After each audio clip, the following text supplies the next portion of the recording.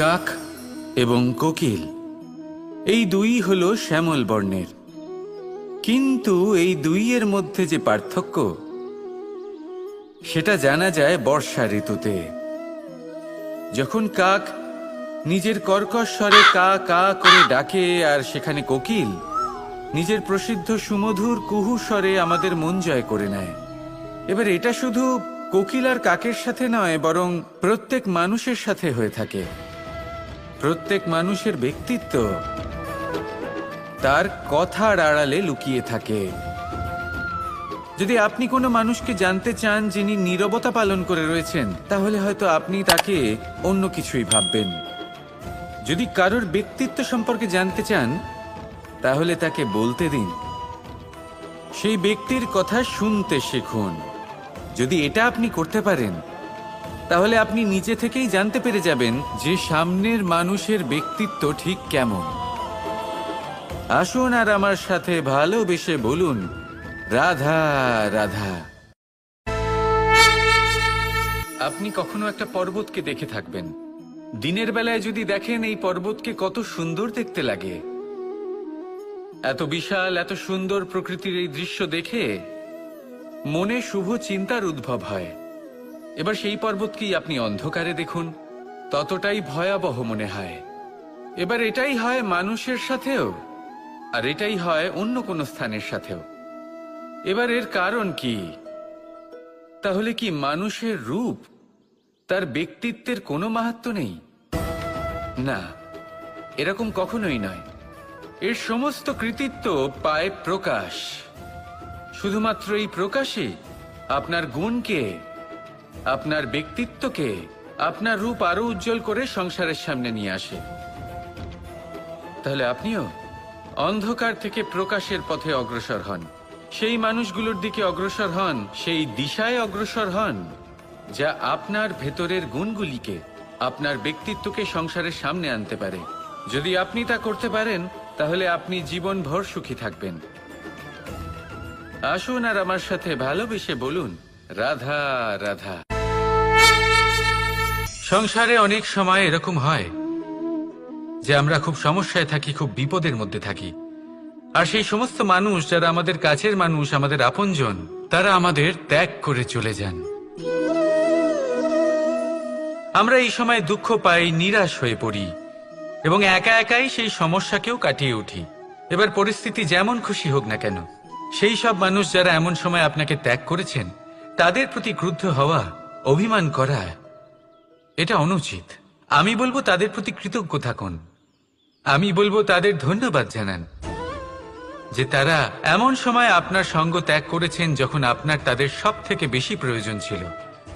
কারণ দেখুন, হয় তাদের বিশ্বাস ছিল যে আপনি নিজেই এই বিপদ থেকে বেরিয়ে আসতে পারবেন, বা তাদের ত্যাগ করার জন্য আপনি নিজের উৎসাহ বাড়িয়ে তুললেন, আপনি নিজের শক্তি বাড়ালেন এবং নিজে সেই সমস্যা থেকে বেরিয়ে আসলেন। নিজের খারাপ সময়কে আপনি নিজেই ভালো সময় করে তুললেন।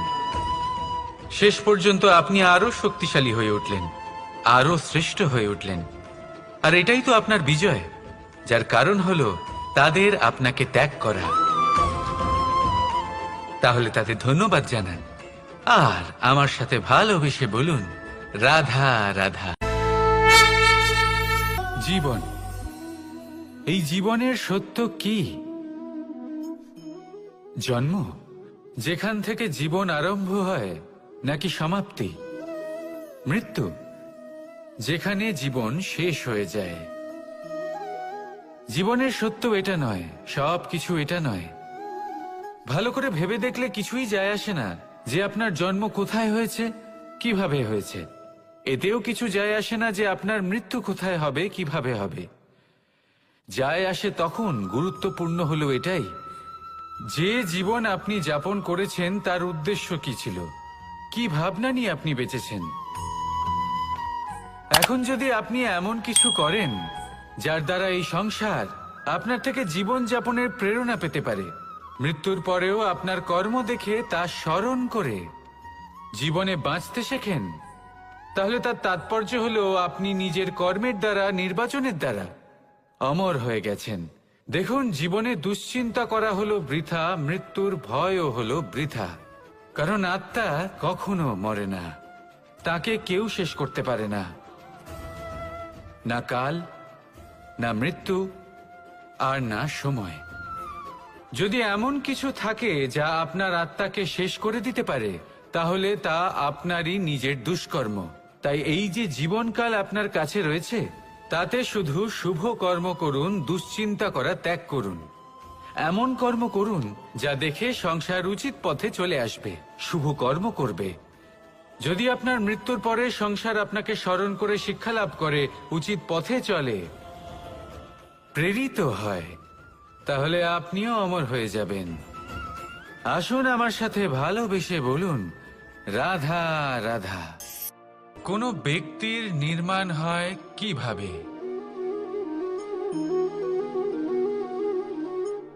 কেউ বলবেন পঞ্চতত্ত্বের দ্বারা, কেউ বলবেন আত্মা, দেহ ও চেতনার দ্বারা, কেউ বলবেন ঈশ্বরের কৃপার দ্বারা, তো কেউ বলবেন এই প্রকৃতির পরীক্ষার দ্বারা। না,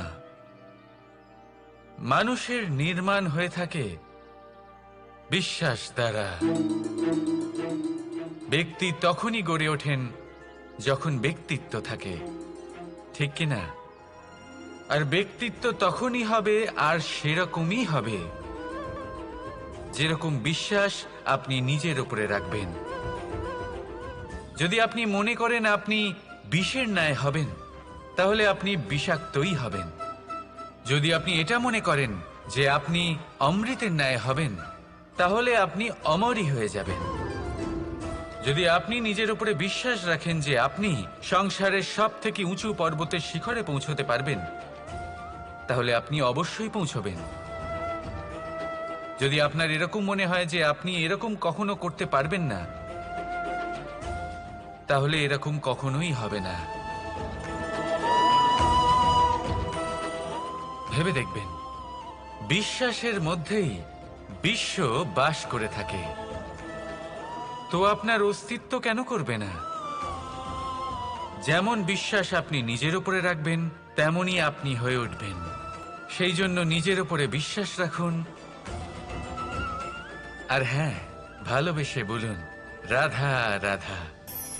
কর্ম, ধর্ম, জ্ঞান, এই 3 স্তরে অনেক মানুষ পৌঁছতে পারেন। অনেকে এই পরীক্ষা দিয়ে তাতে উত্তীর্ণ হয়ে যেতে পারেন, কিন্তু শিখরে পৌঁছে শাসন তিনিই করতে পারেন যার কাছে এই চতুর্থ গুণটিও থাকে, সমর্পণ। অত্যন্ত গুরুত্বপূর্ণ একটা গুণ এটা। এই সমর্পণ আসলে অত্যন্ত গুরুত্বপূর্ণ। পূর্ণ সমর্পণ দরকার নিজের লক্ষ্যের প্রতি, সমর্পণ নিজের কর্তব্যের প্রতি, সমর্পণ নিজের আত্মার থেকে নির্গত স্বরের প্রতি, সমর্পণ নিজের রথির প্রতি, অর্থাৎ আমার প্রতি। এবার এই পরীক্ষায় অত্যন্ত কঠিন এক বাঁক আসতে চলেছে, যেখানে সারথীকে সমর্পণের নিরিখে পরীক্ষা করা হবে, আর তাতে উত্তীর্ণ হওয়ার পরেই তার হাতে ধর্ম স্থাপনের রথের রাশ তুলে দেওয়া হবে। দেখা যাক কি হয়। ততক্ষণ আপনি প্রসন্ন থাকুন আর আমার সাথে ভালোবেসে বলুন, রাধা রাধা। এই সংসারে এমন কোনো পর্বত নেই যা এতটাই উঁচু যে মানুষ তার শিখরে পৌঁছতে পারবে না, তাকে অতিক্রম করতে পারবে না। এই সংসারে এমন কোনো সাগর নেই যা কিনা এতটাই গভীর যেখানে মানুষ তার তলদেশে পৌঁছে ফিরে আসতে পারবে না। একটা ছোট্ট বরফের টুকরো পর্বতের শিখরে গলে গিয়ে বইতে থাকে, আর দেখতে দেখতেই তা মহানদী গঙ্গায় পরিবর্তিত হয়। এর কারণ কি? এর কারণ হলো প্রচেষ্টা, প্রারব্ধ নয়। এই প্রচেষ্টাই সুনিশ্চিত করে যে আপনার প্রারব্ধ কি হবে। এই সমস্ত কিছু হলো প্রচেষ্টা আর প্রারব্ধের খেলা। আপনার প্রচেষ্টা যেরকম হবে, আপনার প্রারব্ধ সেরকমই হবে। আর আপনার প্রচেষ্টা যদি উচ্চ মানের হয়, তাহলে প্রারব্ধকে আপনার সামনে নত হতেই হবে। কি বলেন? তাহলে আসুন আমার সাথে ভালোবেসে বলুন, রাধা রাধা। সংসারে অনেক সময় এরকম হয় যে আমরা খুব সমস্যায় থাকি, খুব বিপদের মধ্যে থাকি। আর সেই সমস্ত মানুষ যারা আমাদের কাছের মানুষ, আমাদের আপনজন, তারা আমাদের ত্যাগ করে চলে যান। আমরা এই সময় দুঃখ পাই, নিরাশ হয়ে পড়ি এবং একা একাই সেই সমস্যাকেও কাটিয়ে উঠি। এবার পরিস্থিতি যেমন খুশি হোক না কেন, সেই সব মানুষ যারা এমন সময় আপনাকে ত্যাগ করেছেন তাদের প্রতি ক্রুদ্ধ হওয়া, অভিমান করা, এটা অনুচিত। আমি বলবো তাদের প্রতি কৃতজ্ঞ থাকুন। আমি বলবো তাদের ধন্যবাদ জানান যে তারা এমন সময় আপনার সঙ্গ ত্যাগ করেছেন যখন আপনার তাদের সব থেকে বেশি প্রয়োজন ছিল। কারণ দেখুন, হয় তাদের বিশ্বাস ছিল যে আপনি নিজেই এই বিপদ থেকে বেরিয়ে আসতে পারবেন, বা তাদের ত্যাগ করার জন্য আপনি নিজের উৎসাহ বাড়িয়ে তুললেন, আপনি নিজের শক্তি বাড়ালেন এবং নিজে সেই সমস্যা থেকে বেরিয়ে আসলেন। নিজের খারাপ সময়কে আপনি নিজেই ভালো সময় করে তুললেন। শেষ পর্যন্ত আপনি আরো শক্তিশালী হয়ে উঠলেন, আরো শ্রেষ্ঠ হয়ে উঠলেন। আর এটাই তো আপনার বিজয়, যার কারণ হলো তাদের আপনাকে ত্যাগ করা। তাহলে তাদের ধন্যবাদ জানান আর আমার সাথে ভালোবেসে বলুন, রাধা রাধা। ধন, ধন হলো কারোর জন্য মোহ, আবার কারোর জন্য মায়া, কারোর জন্য হয়তো ভাগ্য, আবার কারোর জন্য কর্মের পারিশ্রমিক। দেখতে গেলে এই ধন হয়তো সবার জন্যই অত্যন্ত প্রয়োজনীয় হয়ে থাকে। সেই জন্যই তো মানুষ নিজের সমস্ত জীবন অতিবাহিত করেন এই ধন অর্জন করার জন্য। অনেক মানুষ এমনও হয় যাদের সমস্ত জীবন এই ধন অর্জন করতেই কেটে যায়। প্রত্যেক মানুষই চেষ্টা করেন যেন তিনি ধনী হন, যত সম্ভব বেশি ধন অর্জন করতে পারেন, সম্পন্ন থাকতে পারেন। আর তা হবে নাই বা কেন? কারণ এটাই হলো এমন এক বস্তু যা আদান প্রদান এমন নানান কাজে আসে। চেষ্টা তো সব মানুষই করেন, ধন অর্জন সব মানুষ করতে পারেন না।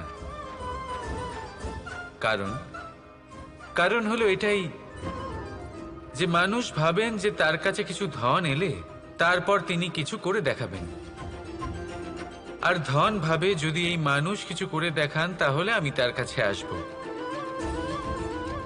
সেই জন্য কিছু করে দেখান, এমন শ্রেষ্ঠ কাজ করে দেখান যাতে ধন নিজেই আপনার কাছে ছুটে আসে। যদি আপনি ধন লাভের আশায় ছোটেন তাহলে আপনি নিজের সন্তোষ ভাব হারিয়ে ফেলবেন। কিন্তু এই সম্পত্তি যদি আপনার কাছে ছুটে আসে তাহলে আপনাকে মহান বলা হবে। সেই জন্য কাজ করুন, শ্রেষ্ঠ কাজ করে দেখান। দেখবেন এই ধন ফলস্বরূপ আপনার কাছে আসবেই আসবে। তাহলে আসুন আমার সাথে ভালোবেসে বলুন, রাধা রাধা। কি ভাবছেন? আজ কৃষ্ণ রথির স্থানে বসে আছে, যেখানে ওর সারথির স্থানে বসা উচিত ছিল। এটাই ভাবছিলেন তো? অনেক সময় এমন হয় যে আমরা যা দেখছি তা সত্যি হয় না। যেমন সূর্যকে আমরা দেখতে পাই কারণ তাকে দেখা যায়। তবে সত্যি হলো এটাই যে আমরা সূর্যকে দেখতে পাই কারণ আমরা সূর্যকে দেখি। এবার নিজের চোখ বুজে ফেলুন। এবার দিন না রাত কিছুই যায় আসে না। ঠিক সেইভাবে ধর্ম স্থাপনের এই কাজে, ধর্মের এই পথে আমি সারথি নই, আমি হলাম রথী। আর আমি খুঁজে চলেছি সেই সারথি যিনি ধর্ম, কর্ম এবং ভক্তিতে পরিপূর্ণ। ধর্ম যা আপনাকে সঠিক পথে চালনা করে, কর্ম যা আপনাকে পরিশ্রম করায়, আর ভক্তি তাকে সেই পথ থেকে বিচলিত হতে দেয় না। আজ পর্যন্ত আমি সবার সখা ছিলাম, সবাইকে সঠিক পথে চালনা করতাম। এবার আমি খুঁজে চলেছি সেই ব্যক্তিকে যিনি আমার সখা হবেন আর ধর্ম স্থাপনের এই শুভ কাজে আমার সাথী হবেন।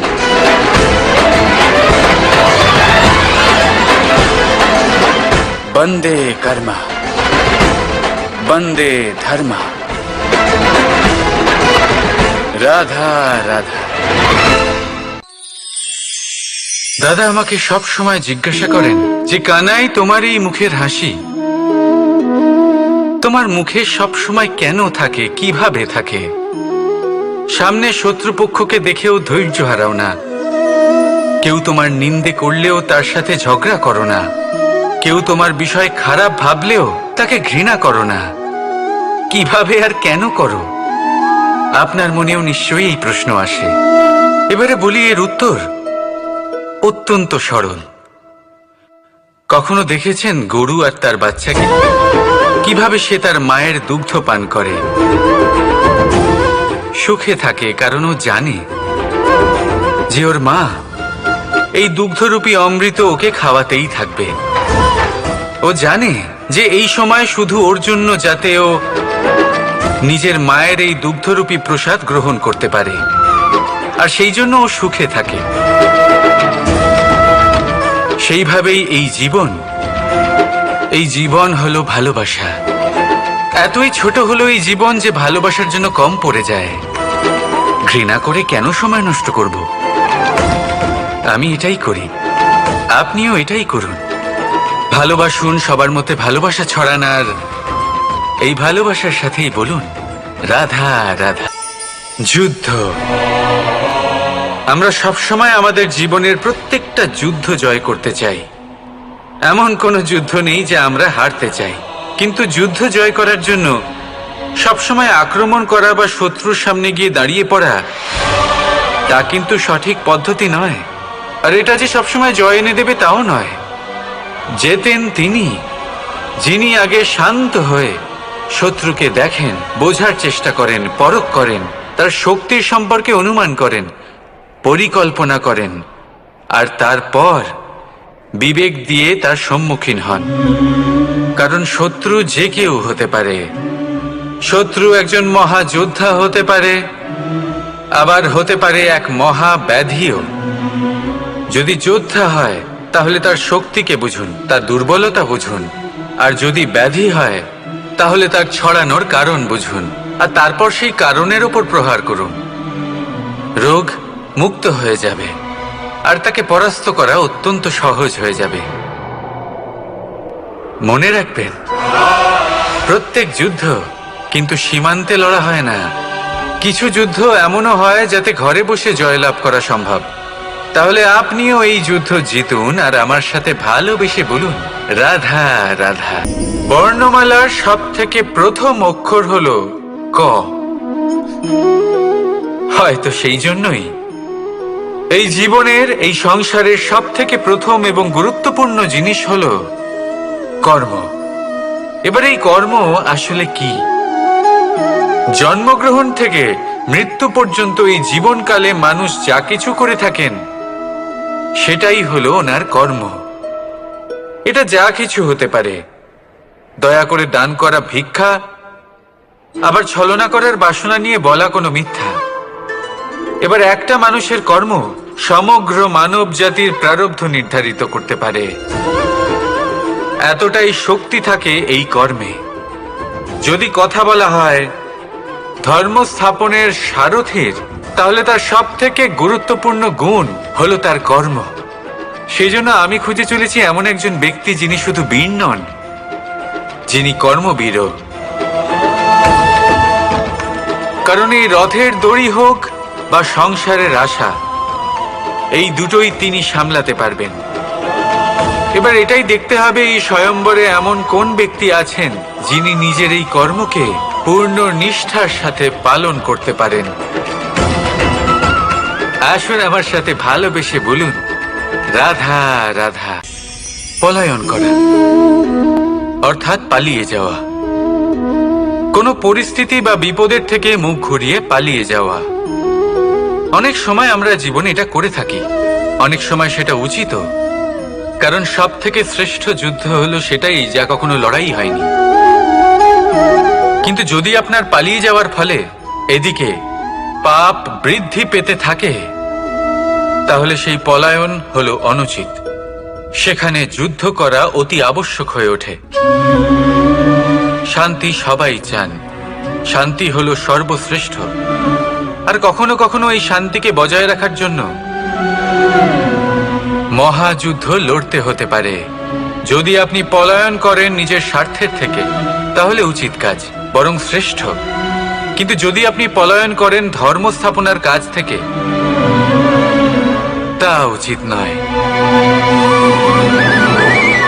এই সংসারের ভাগ্যের মঙ্গলের জন্য অনেক সময় অনিমন্ত্রিত স্বয়ম্বরে যেতে হয়, কারণ ধর্ম স্থাপনার এই কাজ পলায়ন করে নয়, কর্মের পালন করে করতে হয়।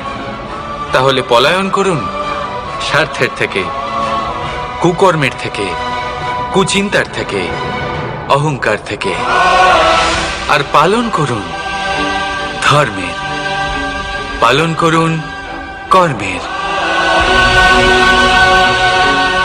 বন্দে ধর্মা, বন্দে কর্মা। রাধা রাধা। প্রতিজ্ঞা ছোট একটা শব্দ, কিন্তু এর মধ্যে শক্তি অনেক থাকে। যে ব্যক্তি প্রতিজ্ঞা পালন করেন তাতে অটল থাকেন, সংসার তাকে সম্মান করে। আর যে ব্যক্তি এটা করতে পারেন না, তিনি বদনামের ভাগীদার হয়ে যান। এবার এটা আমরা সবাই জানি, কিন্তু দেখুন, এই প্রতিজ্ঞার পালন কি যে কোনো পরিস্থিতিতে সে যাই হোক না কেন করা উচিত? অর্থাৎ সংসার এদিক থেকে ওদিক হয়ে যাক, কিন্তু আমি আমার প্রতিজ্ঞায় অটল থাকব, এটা কি উচিত? এবার এটা আমরা বুঝবো একটা উদাহরণের দ্বারা। ধরুন আপনি আজ একটা প্রতিজ্ঞা নিলেন, বনের একটা সিংহকে আপনি রক্ষা করবেন। এ তো খুব ভালো কথা যে আপনি কারোর প্রাণ রক্ষা করবেন। আপনি শিকারীর হাত থেকে ওকে রক্ষা করবেন, ওকে বিপদের হাত থেকে রক্ষা করবেন। এতে প্রকৃতির ভারসাম্য বজায় থাকবে। কিন্তু যদি এই সিংহ নির্দোষদের ওপর আক্রমণ করে, তখনও কি এর প্রাণ রক্ষা করা উচিত হবে? তখনও কি নিজের প্রতিজ্ঞায় অটল থাকা উচিত হবে? না, কারণ তখন এটা পাপে পরিণত হবে।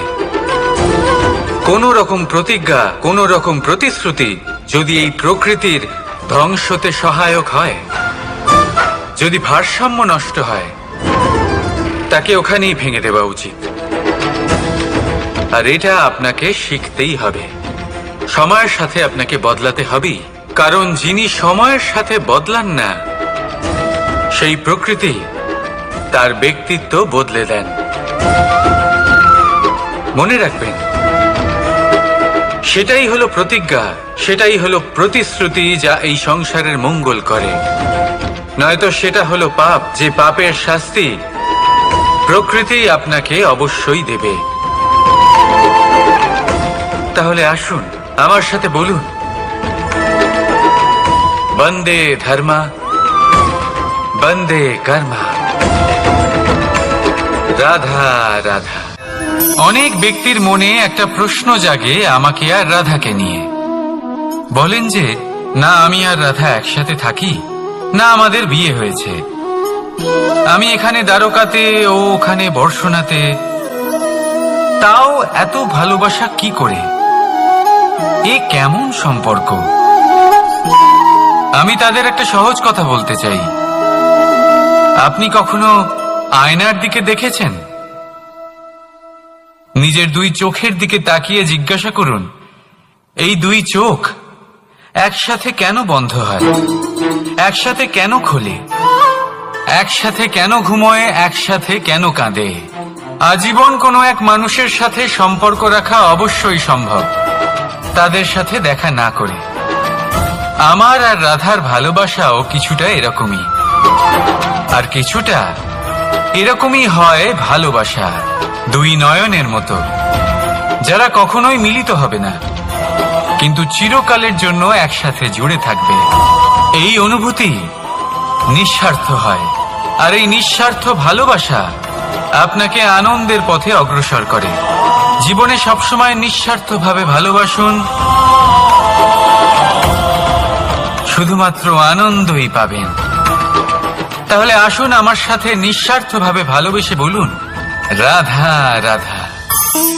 আমাদের মধ্যে বহু মানুষ মাঝে মাঝে নিজেকে অকর্মণ্য মনে করি, ভেবে নিই যে এত চেষ্টা করার পরেও কিছুই পেলাম না, আর হয়তো পরেও কিছুই পাবো না।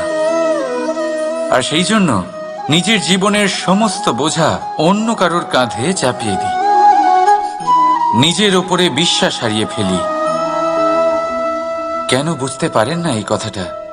যে যতক্ষণ না পায়ে কোনো কাঁটা ফুটবে, ব্যক্তি কি করে বুঝতে পারবে যে এরপর থেকে নিচে তাকিয়ে চলতে হবে? সূর্যকে নিজে জ্বলতে হয় যাতে বাকিদের প্রকাশ দিতে পারে সে। রাতের অন্ধকারের সাথে লড়াই করার জন্য চন্দ্রিমাকে আকাশে একা উজ্জ্বল হতে হয়। নদী নিজের যাত্রা কি করে করে, নিজের পথ কি করে নির্মাণ করে? সে পাথরের সাথে লড়াই করে তা বানায়।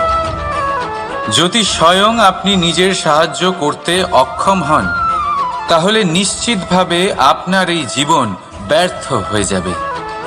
তাই মনে রাখবেন, এই সংসারে নিজের জীবনের ভার নিজের কাঁধেই বহন করতে হয়। অন্যের কাঁধের ওপর শুধুমাত্র পরলোক যাত্রা হয়। সেই জন্য এই সংসারে জীবিত সেই যে আত্মনির্ভর।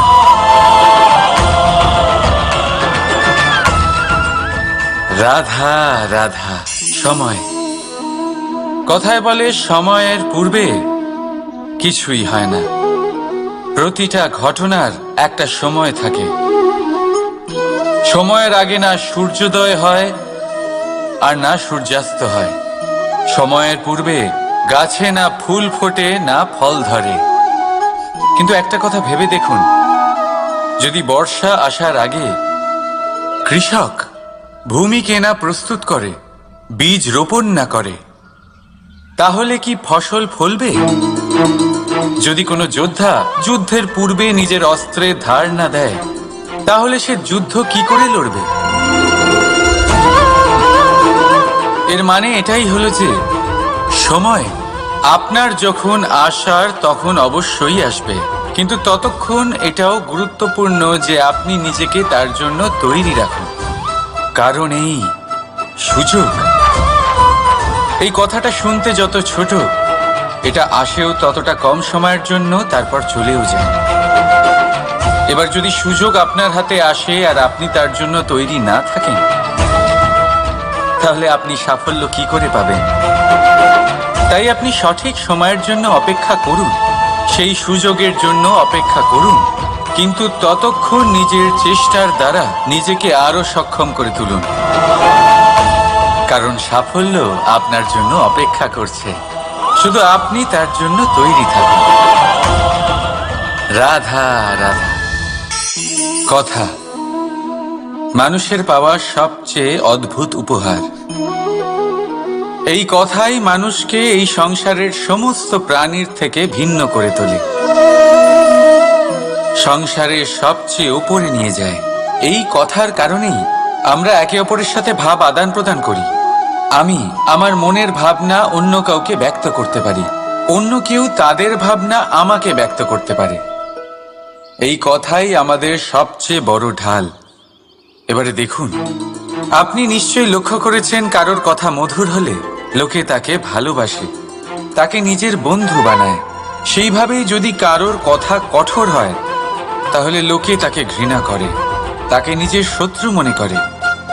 এই কথাই ভাষা হয়ে আমাদের ইতিহাস রচনা করে। তবে আমরা কি সত্যি বাণীর বিষয়ে অতটাই ভাবি যতটা আমাদের ভাবা উচিত? ভেবে দেখুন, মানুষের কথা বলতে শিখতে কত সময় লাগে। কোনো বালক 1.5 বছর বয়সে কথা বলতে শেখে, কেউ 2 বছরে, কেউ 3। এবার দেখুন, মানুষ 1.5 বছর বয়সে কথা বলতে শিখে গেলেও তার কি বলা উচিত এটা সারা জীবনেও শিখতে পারে না। এর উপরে মনোনিবেশ করুন, এটা বোঝবার চেষ্টা করুন কি বলা উচিত। নিজের কথা শুদ্ধ করুন, নিজের কথা মধুর করুন, আর সেই মধুরতার সাথে আমার সঙ্গে বলুন, রাধা রাধা। ক্রোধ। লোকে বলে যে এই ক্রোধ পাপেরই মূল, কিন্তু সত্যি কি এই ক্রোধ পাপের মূল? একটু ভেবে দেখুন, এই ক্রোধ বাস্তবে আসলে কি? এই ক্রোধ একটা অনুভূতি যা আপনার মধ্যে হঠাৎই অসীমিত তেজ সঞ্চালন করে। এবারে আমি আপনাকে কিছু উদাহরণ দিচ্ছি যাতে আপনি বুঝতে পারেন যে ক্রোধ আপনার জন্য ভালো কি না। যদি কারোর সাথে অন্যায় হয় আর এটা দেখে আপনার ক্রোধ হয়, আর এই ক্রোধ আপনাকে তার সাহায্য করতে প্রেরণা যোগায়, তাহলে এই ক্রোধ অবশ্যই ভালো। যদি কোথাও আপনি দেখেন যে কোনো নারীর উপরে অত্যাচার হচ্ছে আর সেটা দেখে আপনার ক্রোধ হয়, আর এই ক্রোধ আপনাকে তার সাহায্য করতে সাহস যোগায়, তাহলে এই ক্রোধ অবশ্যই ভালো। যদি এই সংসারে কোথাও আপনি কোনো অনৈতিক কাজ বা ছলনা দেখেন আর আপনার তাতে ক্রোধ না হয়, কিছুই অনুভব করেন না, তাহলে এটা কাপুরুষতা। তার মানে এটাই যে আপনি আপনার মনুষ্যত্ব হারিয়ে ফেলেছেন। তাই এটা বোঝার চেষ্টা করুন, আপনার ক্রোধের তেজের ব্যবহারের ওপরে নির্ভরশীল হলো এই ক্রোধ আপনার জন্য পাপের সমান, নাকি এই ক্রোধ আপনার জন্য পুণ্যের স্থাপক। রাধা রাধা।